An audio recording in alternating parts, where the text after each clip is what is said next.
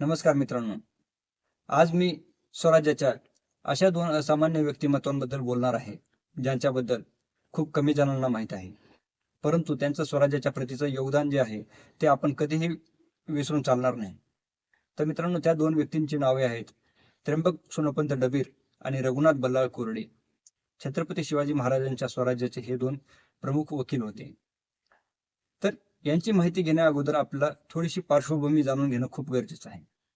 त्या काळामध्ये मित्रांनो, वकिलांचं काम हे एका राजाचा संदेश दुसऱ्या राजापर्यंत पोहोचवणं हे असायचं. त्यामुळे वकील हजरजबाबी पाहिजे, चाणाक्ष पाहिजे, मुत्सद्दी पाहिजे आणि हे सर्व गुण या वकिलांमध्ये होते. तर मित्रांनो, छत्रपती शिवाजी महाराजांनी मिर्झा राजे जयसिंहासोबत तह झाल्याच्या नंतर औरंगजेबाकडून त्यांना फरमान आलं की आग्र्याला भेटायला तुम्ही आलं पाहिजे. तर त्यानुसार छत्रपती शिवाजी महाराज हे आग्र्याला औरंगजेबाच्या भेटीसाठी गेले.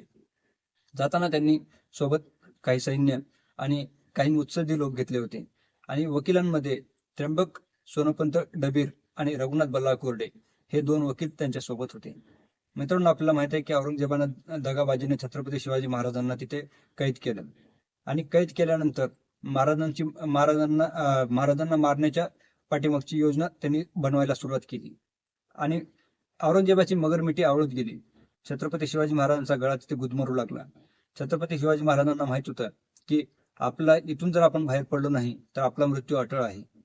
आणि औरंगजेबाने अशी एक योजना बनवली की फिदाई हुसेन नावाचा एक आग्र्याचा तिथे एक सुभेदार होता.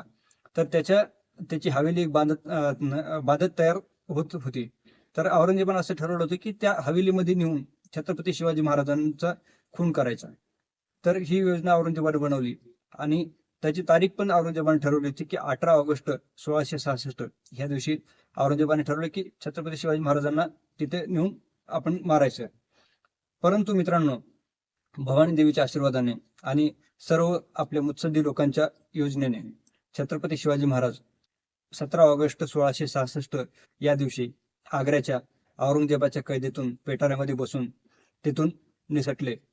आणि थोड्या वेळाने निसटल्या महाराजांनी लगेच वेषांतर केलेलं नाही, की त्यांनी आपलं वेश बदलला नाही, वेश पालटला नाही. त्यांनी प्रवासामध्ये नंतर वेश पालटला, परंतु ते 17 ऑगस्टला तिथून बाहेर निघाले, आग्र्याच्या कैदेतून बाहेर पडले आणि पडल्या एका निश्चित ठिकाणावरती आले आणि तिथून आपलं थोडंसं सैन्य घेऊन महाराज पुढच्या प्रवासाला आले.